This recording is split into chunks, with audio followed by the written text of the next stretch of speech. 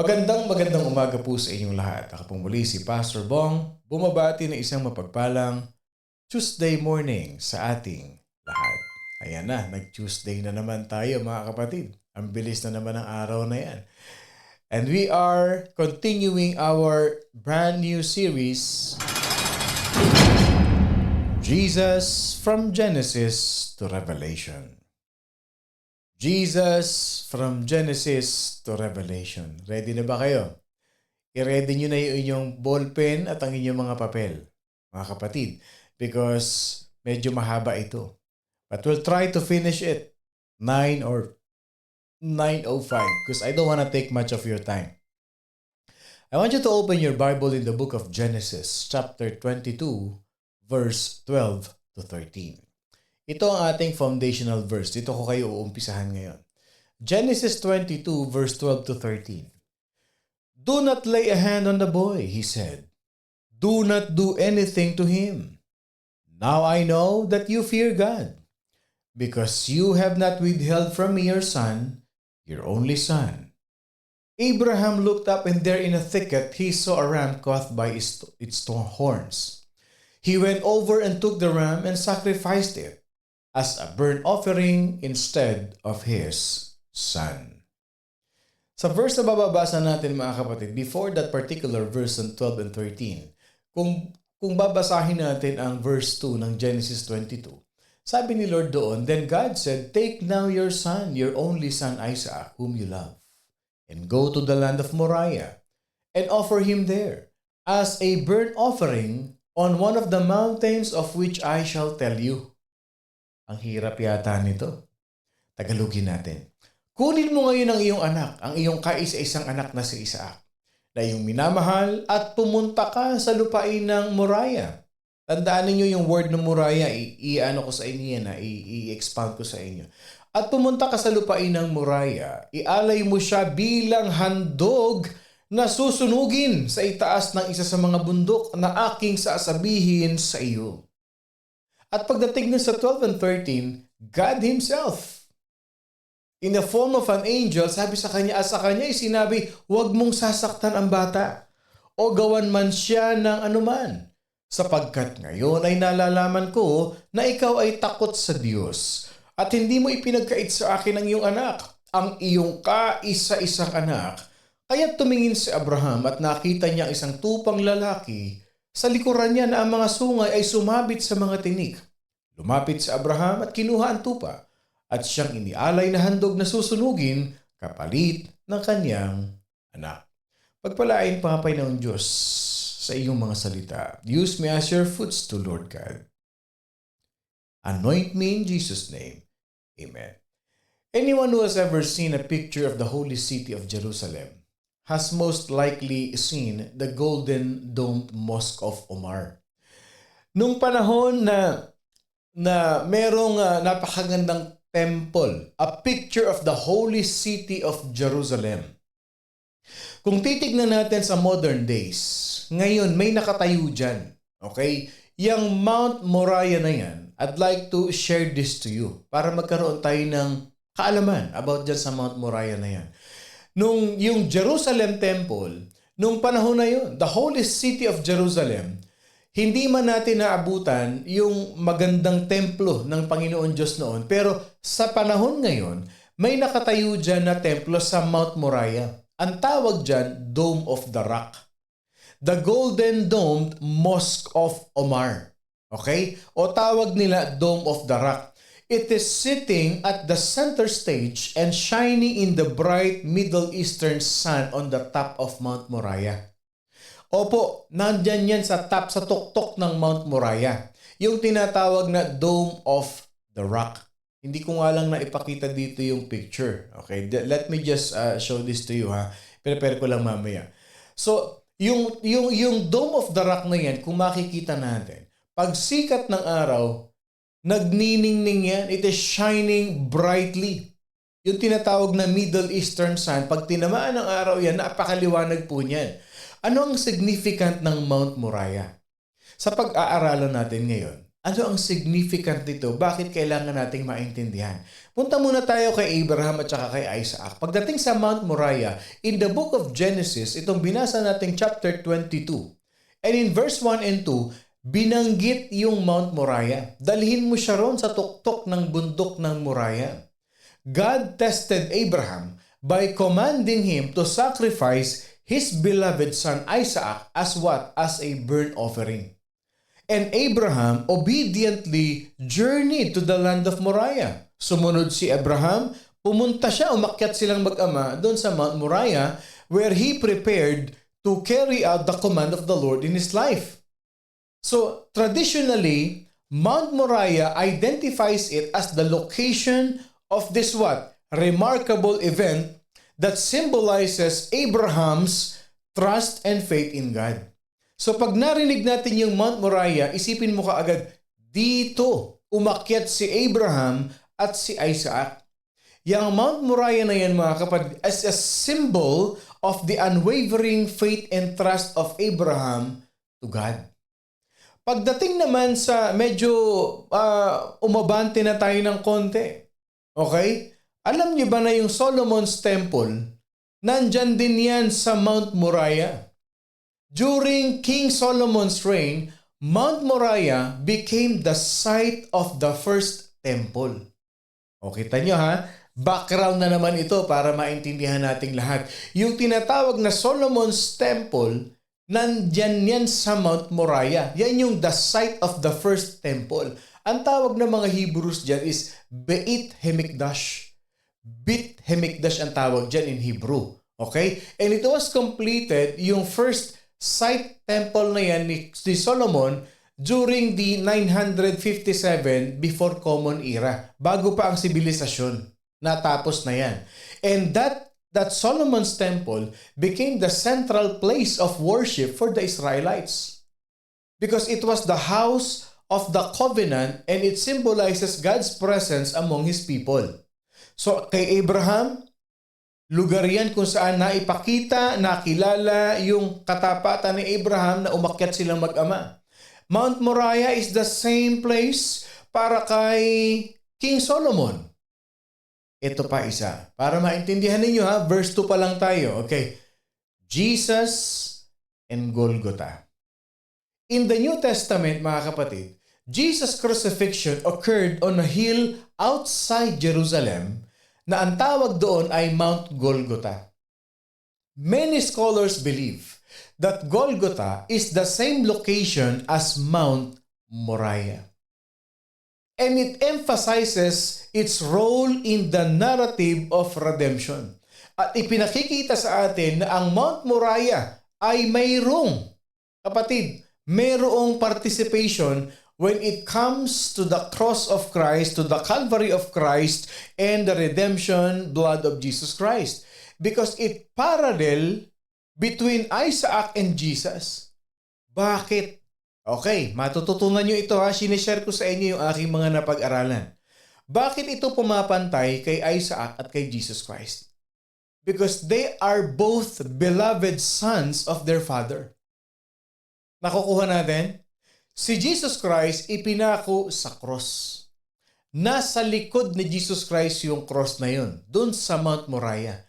Si Isaac, inihiga ng tatay niya sa kahoy para sunugin at maging burnt offering.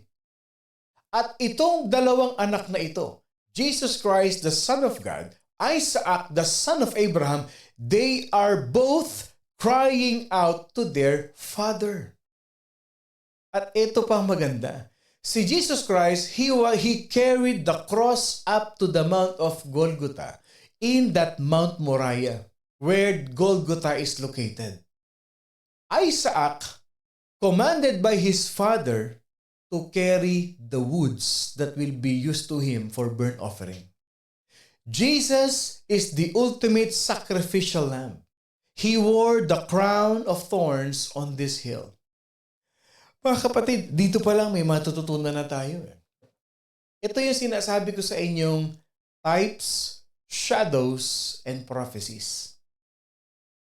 May natutunan na ba tayo? Can I see an amen bago tayo makatulog lahat dito? Okay? Huwag kayong aantokin ha kasi ang ganda nito. Let me just allow me to be used by the Holy Spirit to explain it to you further kung sino si Jesus Christ at ano siya sa book of Genesis. It was on that very near the same spot where Solomon's temple and all its magnificence glory once sat dyan sa Mount Moriah. The temple's massive stones, mga kapatid, nung inukit nila yung bato na ito, it was there in the northern part of the mountain, yung Solomon Temple. Ano ba sa Tagalog yung northern? Hilaga. Okay? Binuo nila yun dyan. Inukit, tinagpas yung bato, pinatag yung mountain na yun para paglagyan ng temple. It is an architectural marvel up to this very day, mga kapatid. The temple's construction materials. Alam niyo ba yung nakatayo ngayon dyan? Okay? Yung nakatayo ngayon dyan, to this very day. Yung tinatawag na Dome of Rock. Alam niyo ba kung ilang toneladang ginto ang nilalaman ng Dome of Rock na yon? It is consist of 2,000 tons of gold. And there is 7,500 pounds of silver. Okay, mga kapatid. Yung ginawa nila na yun, yung nakatayo doon dati na temple ni Solomon. And the Jews from around the world would make their pilgrimage for the annual sacrifice during their high holy days. Nung time na yun, mga kapatid. But centuries before a Muslim mosque or a Jewish temple sat on that site, bago yung mga historical na yun.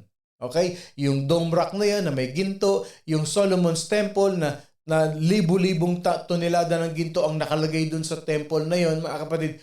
Before that, ano ang pinaka-importanting major event na nangyari dun? One lonely man in the name of Abraham, accompanied by his only son, they reached the top of that identical mountain and they constructed a simple altar of sacrifice.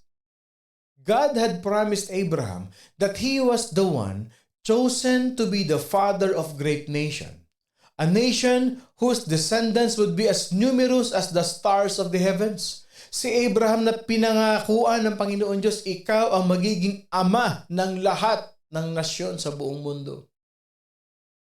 Ikaw, you will be the father of all nation. At ang descendant mo, Abraham, kasing dami ng bituin sa langit. Pero may problema. There was a bit of a problem with that promise. Because Abraham is already an old man. At yung asawa niya na si Sarah, may edad na rin. At hindi lang may edad si Sarah, may problema si Sarah because she was barren. Baog si Sarah. So having been unable to produce a child over the course of her entire life, anong nangyari? The promise of the Lord was fulfilled. He gave birth to a miracle child. Hindi ito virgin birth, miracle birth ito. A miracle is all the same. Isaac, through whom the world might one day be blessed with the coming of the Messiah, was born to Abraham and Sarah. Okay, ano ibig sabihin nito? Nung pinanganak si Isaac, sobrang tuwa ni Abraham at ni Sarah. Pero ikaw ba naman, kaisa-isang anak mo, miracle birth pa. Kung iisipin, 90 years old, manganganak pa, imposible talaga eh. It's just really a pure miracle of the Lord. Binigay na sa'yo ni Lord. Pero one day, sasabihin ni Lord sa'yo, sige, yung kaisa-isang anak mo na yan, yung miracle birth mo na yan, dalhin mo sa tuktok ng Mount Moriah, sunugin mo yan, ialay mo sa akin. Anong mararamdaman mo? Kapatid ko, ikaw yun. It leads us to this. Ito ang ganda nito eh. Times of blessing in life are often followed by times of testing. Okay, uulitin ko ha. Times of blessing in life are often followed by times of testing. Papaano ko ito paliliwanag sa inyo? So it was for Abraham. Isaac, his only son, their only son, was the heir. Siya ang tagapagmana, siya ang magpapatupad sa kanya manggagaling. He was the heir who would carry forward God's promise to Abraham. Hindi na matutupad ni Abraham yun eh. Matanda na talaga siya. At hindi si Ishmael, kundi si Isaac ang katuparan ng fulfillment ng pangako ni Lord. But God now instructed the father to sacrifice his son as what? A test of his trust. Ang purpose ni Lord dito sa atin, God wanted to know that Abraham's faith was in his promise and not in his son Isaac. Same thing sa buhay natin. Pag dumating ang times of blessing sa buhay natin, tinetesting tayo ni Lord. Nasaan ba ang faithfulness natin? Nasa blessing ba niya o nasa blessor? Itong nangyari kay Isaac at kay Abraham na to, kay Abraham, dito it signifies our faithfulness, our trust in God. Saan ka magtitiwala? Doon sa blessing o sa nagbigay ng blessing? Over the ages, the same rule applies. Many of us who have been so richly blessed by God can be tempted to transfer our trust from the one who blesses us to the blessings that we have and to the blessings that we hold. Marami sa atin yan. Aminin man natin o hindi. Marami sa atin, blessed ni Lord, napunta na yung trust, napunta na yung panahon, napunta na dun sa blessing, hindi na dun sa nag-bless. It happens. All of us can be tempted to transfer our trust to those things rather than to the giver. Yung response ni Abraham was a strong challenge, a challenge of faith, obedience, and trust in God. There was no doubt. No opposition, no delays. Hindi na nakipagtalo si Abraham. He simply took God at His word as well as the New Testament. Ano sabi ng author ng Hebrew? Hebrews 11:8. Mababasa natin yan mga kapatid. By faith, Abraham obeyed. Therefore, from one man, and him as good as dead, were born as many as the stars of the sky in multitude, innumerable as the sand. Ano sabi niya doon? Who had received the promises offered up his only begotten Son. Hebrews 11, basahin niyo yan mga kapatid. The journey of Abraham with his son Isaac up to the Mount of Moriah is filled with what? Picture after picture. It represents a trip to the same mountain that would be made around 2,000 years later. Ito tayo ha, types and shadows. Yung pag-akyat ni Abraham at ni Isaac represents, signifies that after 2,000 years, may aakyat din dyan na anak na kasama ng kanyang ama that will be a sacrificial lamb. The trip of Abraham and Isaac happened 2,000 years after by our own Heavenly Father, accompanied by His only begotten Son and Savior, the Lord Jesus Christ. Upon arriving, pagdating pa lang nila dun sa foot of the mountain, it is the Mount of Sacrifice, ang tawag namin dyan sa aming pag-aaral. Abraham instructed his servant. Sabi ni Abraham dun sa mga alalay niya, yung mga servant niya, dito lang kayo. Genesis 22 verse 5. He said to his servant, stay here with the donkey. While I and the boy go over there, we will worship and then we will come back to you. Pero what was about to take place? Ano mangyayari doon? On that mountain, it will be a transaction between a father and a son alone. Iniwan niya yung mga servants. Bakit? Doon sa mountain na yun, sa tuktok ng bundok ng Moriah, it is between the son and the father business. Ang ama ang maghahandog sa anak. Ang ama ang gagawa ng sacrificial ng kanyang anak. the same would be true. The same happened at the Mount of Calvary. Yung Mount Calvary, nasa northern extension niya ng Mount Moriah. Huwag niyong i-visualize na yung mountain isang buong bundok lang, hindi ganon. Okay?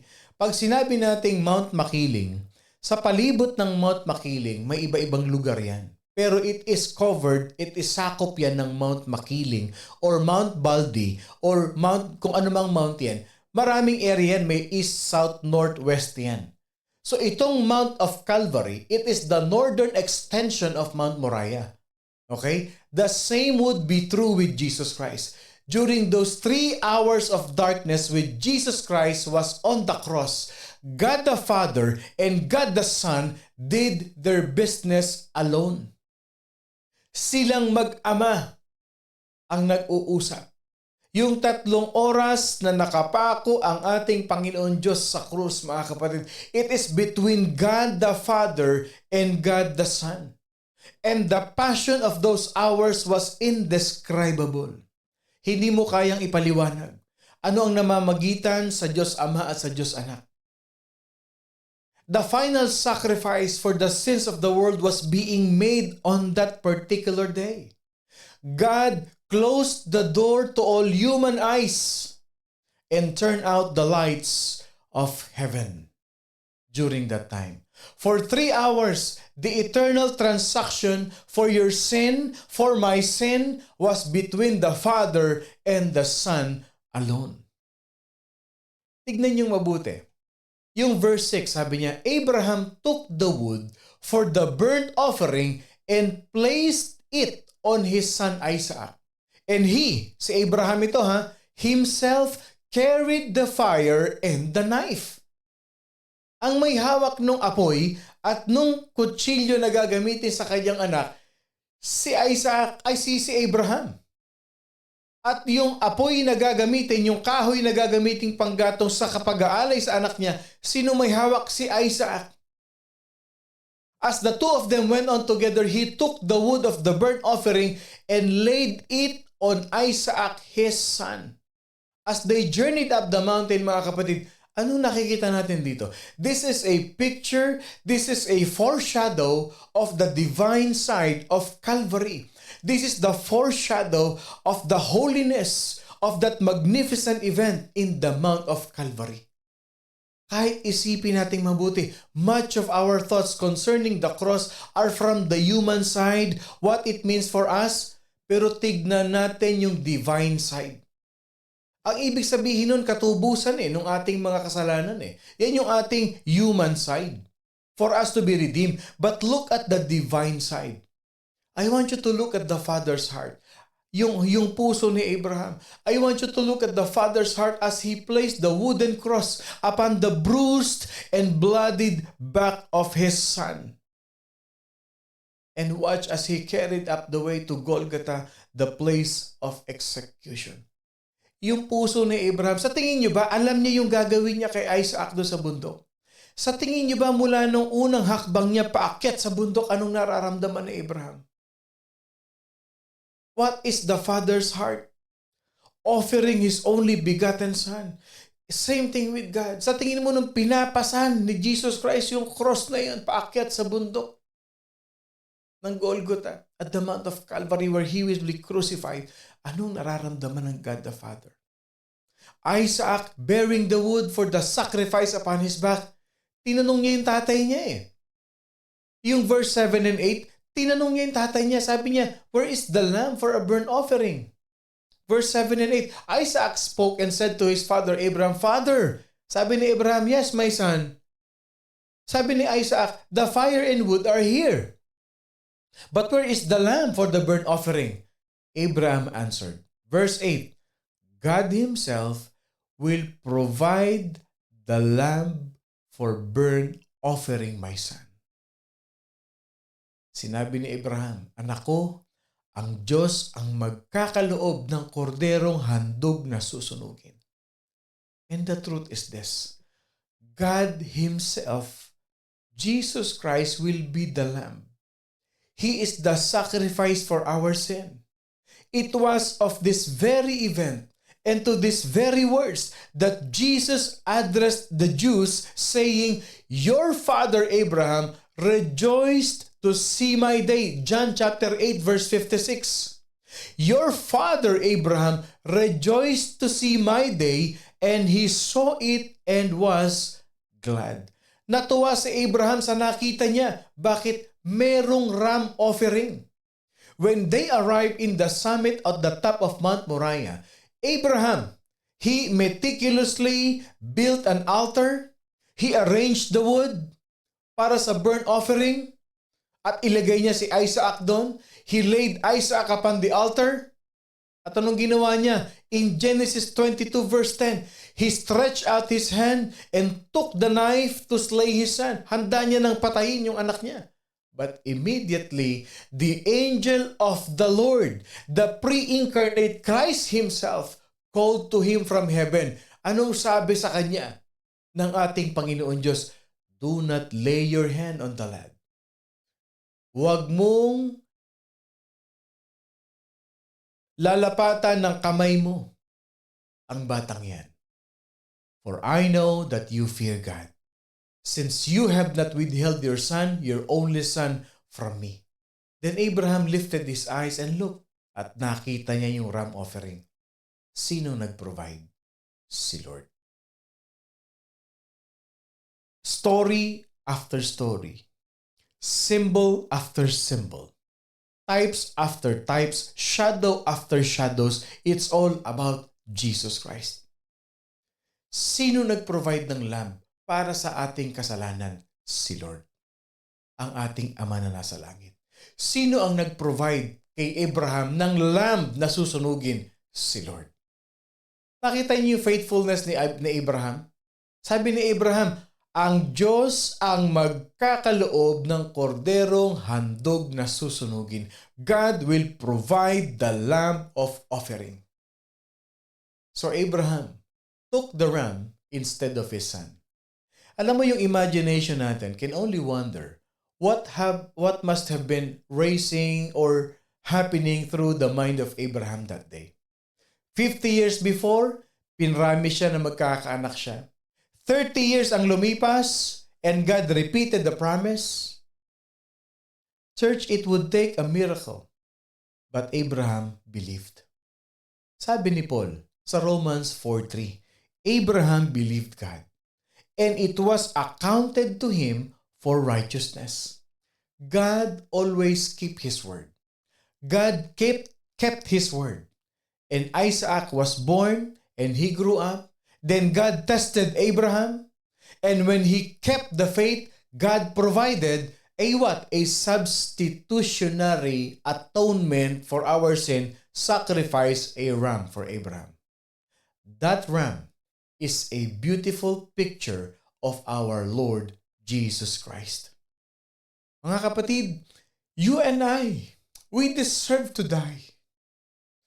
But Jesus provided Himself as the lamb, mga kapatid.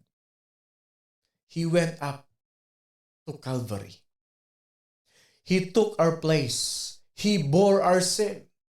He died our death so that we could live His life.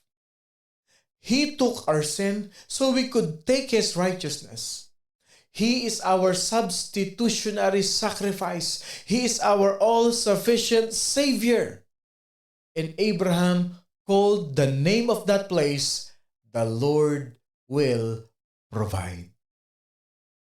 Ganon din yung sinasabi natin, mababasa natin sa Bible. In the mount of the Lord, it shall be provided. Genesis 22:14. In the mount of the Lord, it shall be provided. If there is any doubt that Abraham understood what was happening that day, mga kapatid, wala. Walang doubt si Abraham. Same thing, Jesus settled it 2,000 years later. At kung dumadaan man tayo sa hamon ng buhay, dumadaan tayo sa maraming pagsubok ng buhay, sabi ni Abraham, your father Abraham rejoiced to see my day, and he saw it and was glad. Nung nakita ni Abraham yung ram offering na binigay ni Lord, he rejoiced. Kaya sabi ni Jesus Christ sa John 8:56, your father Abraham rejoiced to see my day. Church, you and I have a God who can and who will provide.